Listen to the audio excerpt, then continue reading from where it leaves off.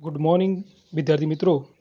આજે આપણે CC board 311 unit 2નો topic ભણીશું, જેનું ટાઇટલ છે ફૂગની સુકાય રચના, એટલે કે થેલસ ઓર્ગેનાઇઝેશન ઓફ ફંગી.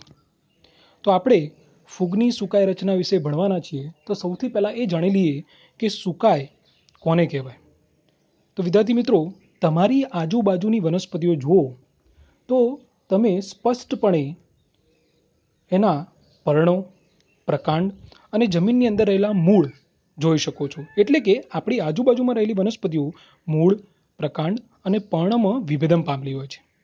જ્યારે ફૂગનું જે શરીર જે ખરું અથવા ફૂગનો જે દેહ જે ખરો એ મૂળ, પ્રકાંડ કે પર્ણમાં વિભેદન પામેલો હોતો નથી. એટલે કે ખૂબ જ સરળ દેહ રચના ધરાવે છે. તો ફૂગની આવી જે રચના છે, આવી જે દેહ રચના છે, એને સુકાય કે થેલસ તરીકે ઓળખવામાં આવે છે.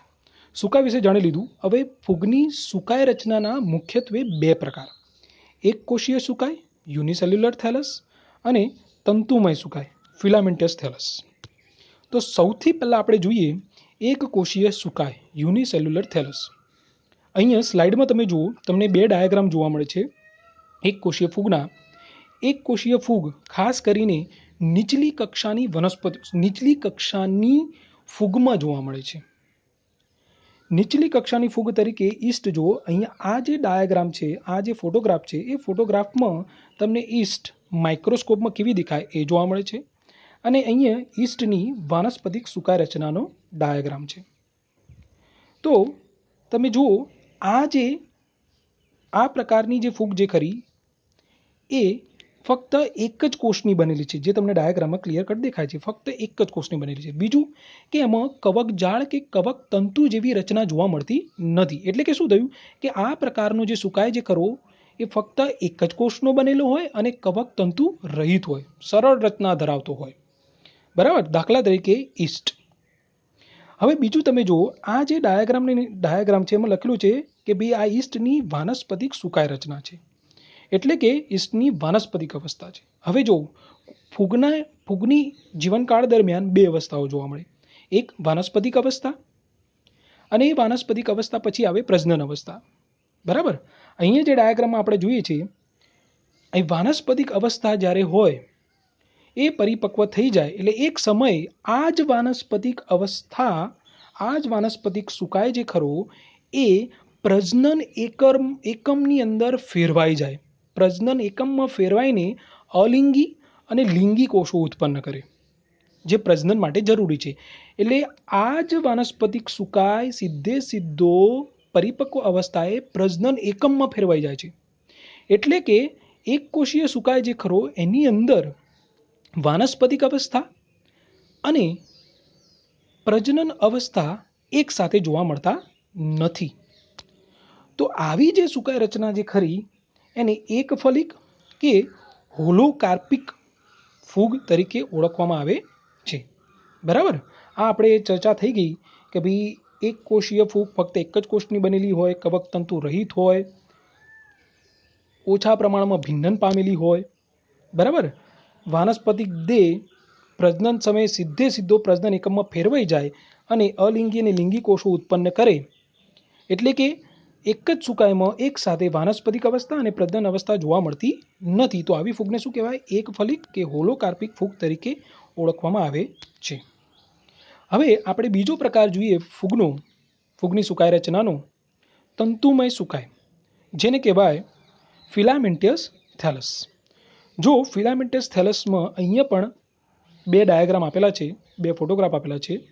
મોટાભાગની પૃથ્વી પર જોવા મળતી મોટાભાગની ફૂગ જે ખરી એ તંતુમય પ્રકારનો સુકાય ધરાવે છે. બરાબર છે. જો આ તંતુમય સુકાય રચના જે તમને દેખાય એ તંતુમય સુકાય રચના કેવી છે, શેની બનેલી હોય તંતુમય સુકાય? તો જો એની અંદર તમને એકદમ પાતળા, લાંબા, નળાકાર, પારદર્શક અથવા રંગીન હોય અને આવા અતિ શાખિત રચના ધરાવતા હોય. બરાબર. તો એને શું કહેવાય? તંતુમય સુકાય કહેવાય. આ તંતુમય સુકાયનું નિર્માણ શેમાંથી થાય છે? જો અહીંયા બાજુમાં દોરેલું છે બીજાણુ. આ જે બીજાણુ જે ખરો એ કઈ રીતે પ્રોડ્યુસ થાય? બીજાણુ જે ખરો એ નરજન્યુ ને માદાજન્યુ જે ફલનની ક્રિયા થઈ જાય, એટલે ફલનની ક્રિયા દ્વારા જે બીજાણુ ઉત્પન્ન થાય, એ બીજાણુનું જ્યારે અંકુરણ થશે ત્યારે એ શું બનાવશે? આ વાનસ્પતિક કવકજાળનું નિર્માણ કરે છે, અથવા વાનસ્પતિક કવકતંતુનું નિર્માણ કરે છે. બરાબર, જે આપણે ચર્ચા થઈ એ પ્રમાણે કે મોટાભાગની ફૂગ કેવી હોય? તંતુમય સુકારરચના ધરાવતી હોય. અને આ કવકતંતુનું નિર્માણ શેમાં થાય? બીજાણુના અંકુરણ દ્વારા થાય છે, જે ફિગર નંબર 3 આપણે જોયું. બરાબર, આ બીજાણુનું જ્યારે અંકુરણ થાય એટલે શું થાય? વાનસ્પતિક કવકજાળનું નિર્માણ થાય છે. બરાબર, હવે આવા તંતુઓમાંથી જો આ જે તમને રચના દેખાય, આ જે કવકતંતુઓની આખી જાળીદાર રચના તમને દેખાય છે, આ કવકતંતુઓમાંથી કેટલાક કવકતંતુ શું કરશે? એ જ્યારે પરિપક્વ અવસ્થાનો એક સમયગાળો આવશે, એમાંથી આ કવકતંતુઓમાંથી કેટલાક કવકતંતુ ઉધ્વ દિશામાં એટલે કે ઉપરની દિશામાં વૃદ્ધિ પામી પ્રજનન એકમનું નિર્માણ કરે છે. જો આ તમને દેખાય, પ્રજનન એકમ છે, પ્રજનન એકમમાં ફેરવાય છે, પ્રજનન એકમનું નિર્માણ કરે. નીચે આ છે ને એ શું છે? વાનસ્પતિક સુકાય, આર્ય તંતુમય વાનસ્પતિક સુકાય. એટલે આ થઈ આપણી વાનસ્પતિક અવસ્થા, આ થઈ પ્રજનન અવસ્થા. એટલે એક જ સુકાયમાં એકી સાથે આપણને શું જોવા મળે છે? આ આપણો વાનસ્પતિક અવસ્થા, અને ઉપરની બાજુએ જે પરિપક્વતાએ શેનું નિર્માણ થાય? પ્રજનન અંગોનું નિર્માણ થાય. એ આ રહી આપણી પ્રજનન અવસ્થા. એટલે એક જ સુકાયમાં એકી સાથે વાનસ્પતિક અવસ્થા અને પ્રજનન અવસ્થા સાથે જોવા મળે તો એને કહેવાય બહુફલિક કે યુકાર્પિક ફૂગ તરીકે ઓળખવામાં આવે છે. બહુફલિક સુકાય કે યુકાર્પિક સુકાય તરીકે ઓળખવામાં આવે. જો મિત્રો, એક કોષીય સુકાયમાં કેવું હતું? વાનસ્પતિક અવસ્થા અને પ્રજનન અવસ્થા એક જ સુકાયમાં એકી સાથે જોવા મળતી નથી, કારણ કે વાનસ્પતિક અવસ્થા પોતે જ પરિપક્વતાએ પ્રજનન અવસ્થામાં રૂપાંતર થતી હતી. પરંતુ અહીંયા તંતુમય સુકાયની અંદર આ જે વાનસ્પતિક અવસ્થા જે કરી, જે ડાયાગ્રામ આ છે ને, એ જ આ ડાયાગ્રામ અહીંયા છે. આ વાનસ્પતિક અવસ્થા પરિપક્વતાના એક સમયગાળામાં ઉધ્વ દિશામાં, ઉપરની દિશામાં વૃદ્ધિ પામી શું બનાવે છે? પ્રજનન એકમનું નિર્માણ કરે છે. એટલે એક જ સુકાયમાં આપણે બંને અવસ્થા જોવા મળશે, વાનસ્પતિક અવસ્થા અને પ્રજનન અવસ્થા. એટલે બંને સાથે જોવા મળે એટલે એને શું કહેવાય? બહુફલિક કે યુકાર્પિક તરીકે ઓળખવામાં આવે છે. આગળ આપણે પણ ચર્ચા થઈ ગઈ કે કવકતંતુઓથી રચાતી વાનસ્પતિક રચનાને બધા કવકતંતુઓ ભેગા થઈ જાય અને એક જાળીદાર રચના બનાવે તો એને કવકજાળ અથવા માઇસેલિયમ તરીકે ઓળખવામાં આવે છે. હવે જો આ ડાયાગ્રામની અંદર તમને દેખાશે, હવે આ જે ફૂગ, ઉદાહરણ તરીકે આપણે જોઈએ કે આપણા ઘરમાં રોટલી કે ફૂગમાં જ્યારે ભેજનું વાતાવરણ હોય એટલે રોટલી અથવા બ્રેડની ઉપર ફૂગ વૃદ્ધિ પામે છે. તો શું થયું? જે ફૂગ જેના ઉપર વૃદ્ધિ પામે છે, ઉદાહરણ તરીકે બ્રેડ અથવા રોટલી, તો એ ફૂગ જે રોટલી અથવા બ્રેડ ઉપર વૃદ્ધિ પામે છે, તે ફૂગ અથવા જે રોટલી જે ખરી એ શું થયું? આધારક થયું. એટલે શું કહેવા માગું છું હું તમને કે જે મ્યુકર ફૂગનું ઉદાહરણ આપણે જોયું કે મ્યુકરની જે કવકજાળ જે માધ્યમ ઉપર વૃદ્ધિ પામે એ માધ્યમને શું કહેવાય? આધારક અથવા સબસ્ટ્રેટમ તરીકે ઓળખવામાં આવે છે. બરાબર. બીજું, મ્યુકરની જ ઉદાહરણ આપણે જોઈએ છીએ તો એની અંદર તમે જો જ્યારે પરિપક્વ થઈ જાય તો એ આખો 3 ભાગમાં વિભેદન પામે. આ રહ્યો એના મૂલાંગીય રચના, મ્યુકરની મૂલાંગો છે. આ ઉપરનો આપણને જે ભાગ દેખાય આખો મૂલાંગો સિવાયનો આ એ વાનસ્પતિક ભાગ છે, અને આ ઉપરનો જે આખો જે ભાગ ખરો એ કયો ભાગ છે? પ્રજનન અવસ્થાનો ભાગ છે. એટલે કે એની અંદર કવકતંતુઓ ભિન્નન પામી મૂલાંગીય રચના, વાનસ્પતિક રચના અને પ્રજનનિક કવકતંતુમાં પરિણમી એ જુદા જુદા કાર્યો કરે છે. ઉદાહરણ તરીકે મ્યુકોર. જ્યારે કેટલીક પ્રજાતિ જેવી કે એગેરિકસ નામની જે વનસ્પતિ જે ખરી અથવા એગેરિકસ નામની જે ફૂગ જે ખરી એ પરિપક્વ અવસ્થાએ એ પોતાના કવકતંતુઓ જે આપણે આગળના ડાયાગ્રામમાં જોયા એ કવકતંતુઓ ભેગા મળીને વિશિષ્ટ રચના ધરાવતું પ્રજનન અંગ પ્રકર્ણીફળનું નિર્માણ કરે છે. પ્રકર્ણીફળ એટલે કે બેસિડિયોકાર્પ. હવે તમને બેસિડિયોકાર્પ એટલે તમે બિલાડીનો ટોપ જોયો હશે. બિલાડીનો ટોપ નીચે દાંડી જેવી રચના હોય અને ઉપર છત્રી જેવી રચના હોય. જે તમને ઉપરનો જે છત્રાકાર ભાગ જે દેખાય છે ને એ શું છે ખબર છે? કવકતંતુઓ ભેગા થઈને એ છત્રાકાર ભાગ બનાવે છે. અહીંયા તમે જો, અહીંયા કવક તંતુઓ કેવા છે, બરાબર? આ બધા કવક તંતુઓ એગેરિકસની અંદર ભેગા થઈ એ છત્રાકાર રચના ધરાવે છે. એ જે છત્રાકાર રચના જે ખરી એ પ્રજનન અંગ પ્રકણી ફળ તરીકે ઓળખાય છે, એટલે કે બેસિડિયો કાર્પ તરીકે ઓળખાય છે. બરાબર? આ બે આપણે પ્રકારો જોયા, એક કોષીય સુકાય અને તંતુમય સુકાય. હવે તંતુમય સુકાયની અંદર કેટલીક વિવિધતા જોવા મળે છે. બે પ્રકારના એની કવકજાળમાં વિવિધતા જોવા મળે છે. બે પ્રકારની કવકજાળ હોય. એક પડદા રહિત કવકજાળ એટલે કે એસેપ્ટેડ માઇસેલિયમ. અહીંયા ડાયાગ્રામમાં તમે જુઓ, ખાસ કરીને ફાઇકોમાઇસેટિસ વર્ગની જે ફૂગ જે ખરી એની અંદર પડદા રહિત કવકજાળ હોય, ફાઇકોમાઇસેટિસ વર્ગની. ડાયાગ્રામમાં આપણે જોઈએ તો જો ડાયાગ્રામની અંદર તમને સ્પષ્ટપણે દેખાય છે કે જે કવકજાળમાં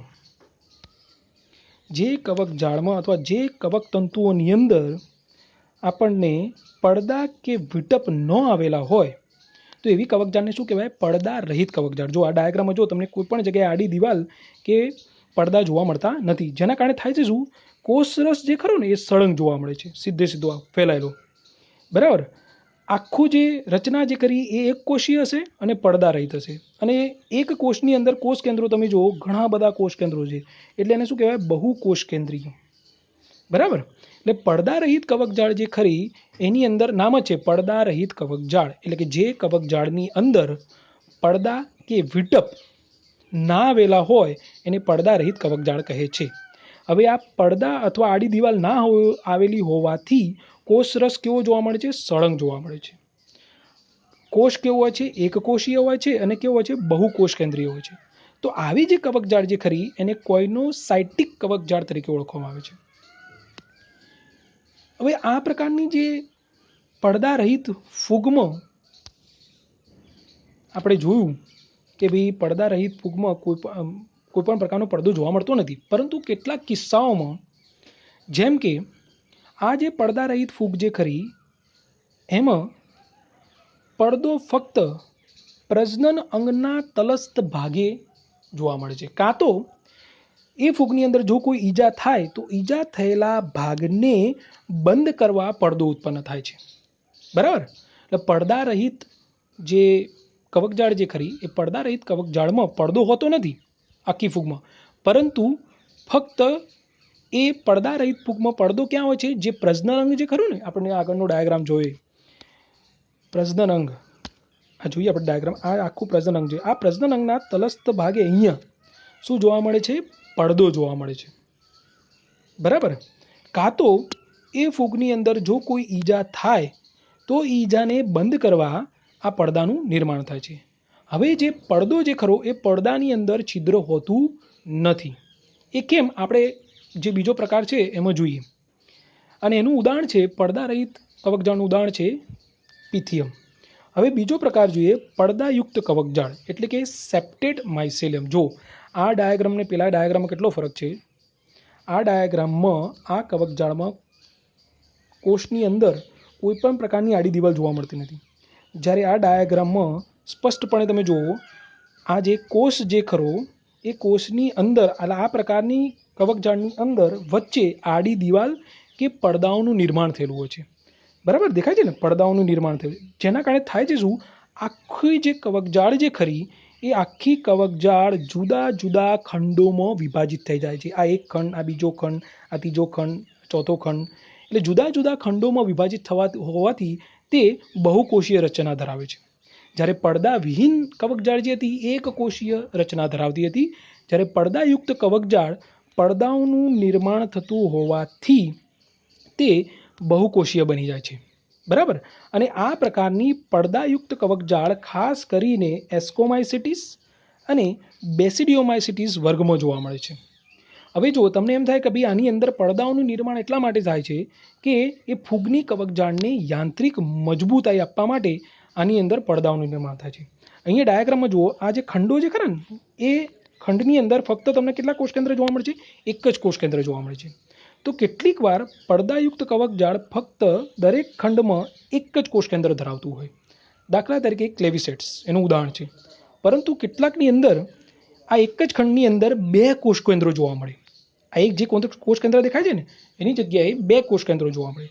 તો એનું ઉદાહરણ છે પક્ષીનિયા.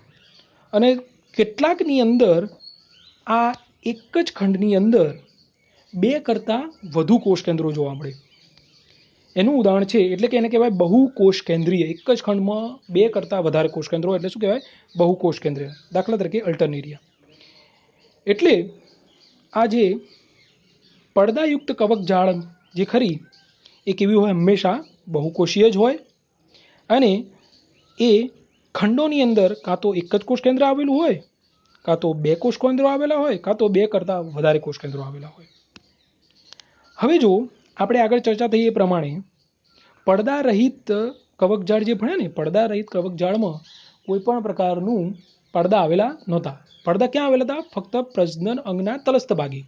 અને એ જે પ્રજનન અંગના તલસ્થ ભાગે પડદા આવેલા છે ને એ પડદામાં કોઈ પણ પ્રકારનું છિદ્ર હોતું નથી. હવે અહીંયા જો પડદાયુક્ત કવકજાળ જે ખરી ને એ પડદાયુક્ત કવકજાળના આ ડાયાગ્રામ રહ્યો. આ પડદાયુક્ત આ પડદો છે, બરાબર? એ પડદાયુક્ત કવકજાળ જે ખરી એ પડદાની મધ્યમાં એક સૂક્ષ્મ છિદ્ર આવેલું હોય છે, બરાબર? આ જે તમને દેખાય ને છિદ્ર છે, જગ્યા છે. એટલે એનો કેમ છિદ્ર આવેલું છે એનું કારણ છે કે ભાઈ એક ખંડ જે ખરો, આ બીજો ખંડ જે ખરો, આગળ ત્રીજો ખંડ છે. એટલે એક ખંડમાંથી એટલે આ છિદ્ર મારફતે કોષરસ, જુદી જુદી કોષરસીય અંગિકાઓ અને કોષ કેન્દ્ર નિયમિત રીતે આ એક કોષમાંથી બીજા કોષમાં સરળતાથી જઈ શકે, બરાબર? મોટાભાગની જે ફૂગ જે ખરી એમાં પડદાની અંદર આવેલું જે છિદ્ર જે ખરું એ સરળ પ્રકારનું હોય છે. પરંતુ બેસિડિયોમાઇસિટીસ વર્ગ જે ખરો એ બેસિડિયોમાઇસિટીસ વર્ગમાં જે પડદાની અંદર આવેલું જે છિદ્ર જે ખરું એ સરળ પ્રકારનું હોતું નથી. એ છિદ્રની આસપાસ આવેલો જે પડદો જે ખરો ને એ ફૂલેલો હોય છે, ફૂલેલા ઝાર જેવો, બરાબર? ઝાર નીચેથી ફૂલેલો હોય ને એ રીતે ફૂલેલો હોય છે. તો આ પ્રકારના છિદ્રને ડોલીપોર પ્રકારનું છિદ્ર કહેવામાં આવે છે. અને આ ફક્ત ને ફક્ત બેસિડિયોમાઇસિટીસ વર્ગમાં જોવા મળે છે. એટલે કે બેસિડિયોમાઇસિટીસ વર્ગની લાક્ષણિકતા છે, બરાબર છે? આ મુદ્દાઓ જે આપણે જોયા એની અંદર જે આ પ્રેઝન્ટેશન તૈયાર કરેલું છે એની અંદર આ એના રેફરન્સીસ છે, બરાબર? તો આ ફૂગની સુકાઈ રચના જે આપણે ભણ્યા એ તમે વ્યવસ્થિત સમજી લેજો. પછી આપણે નવા મુદ્દા ઉપર જઈશું. હંમેશા ડાયાગ્રામના આધારે કઈ રીતે વર્ણન લખવું એની તમે તૈયારી કરજો કે ભાઈ ફક્ત ડાયાગ્રામ જોઈને એનું લખાણ કઈ રીતે લખવું એની પ્રેક્ટિસ કરજો, જેથી તમને ડાયાગ્રામના આધારે વર્ણન લખતા આવડી જાય, બરાબર વિદ્યાર્થી મિત્રો? તો હવે આપણે નેક્સ્ટ લેક્ચરમાં મળીશું નવા ટોપિક સાથે. Thank you.